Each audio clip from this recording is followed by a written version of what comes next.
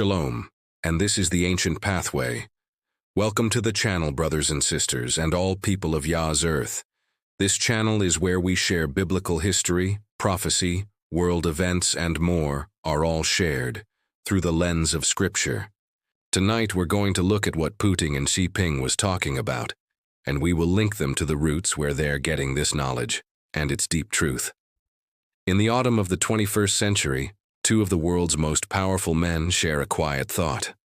With organ replacement, people could live younger and younger, says Putin. Some say humans will live to 150 this century, replies Jinping. To the casual ear, it's just curiosity. But to those who know the ancient record, it's the echo of a rebellion as old as Eden. China's scientists splice genes to slow aging. Russia's engineers print organs in sterile light. Billion-dollar ventures promise to defeat death. But this is not eternal life.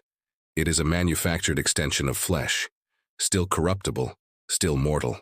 The true gift of immortality cannot be built. It is given by YaHuWaH, through faith in Yahushua the Messiah, as it says in Romans 6:23. For the wages of sin is death, but the gift of YaHuWaH is eternal life through Yahushua the Anointed, our Master. The Book of Enoch records the descent of the Watchers, 200 angels who abandoned their appointed place. They swore an oath, led by Semjaza, the oathbinder, the Enki of Sumerian lore, keeper of forbidden wisdom. They came in ranks, over hundreds, 50s, and 10s, a structure mirrored in armies and governments to this day. Among them was Azazel, in Enoch's account the corrupter of man, teaching warfare, weapon-making, and the arts of seduction. Some traditions link him to Enlil, the stern lord of wind, or to Samuel, Satan the accuser. Baraqiel, lightning of God, revealed the secrets of the stars, the timing of omens. In later syncretism, he is Thoth, the Egyptian scribe of the gods, master of writing, time, and hidden knowledge. These were not blessings, they were accelerants. Knowledge given without righteousness, power without obedience. YaHuWaH's decree was swift. The archangels bound the Watchers. Azazel was cast into the desert, covered in jagged stones. Baraqiel's light was dimmed.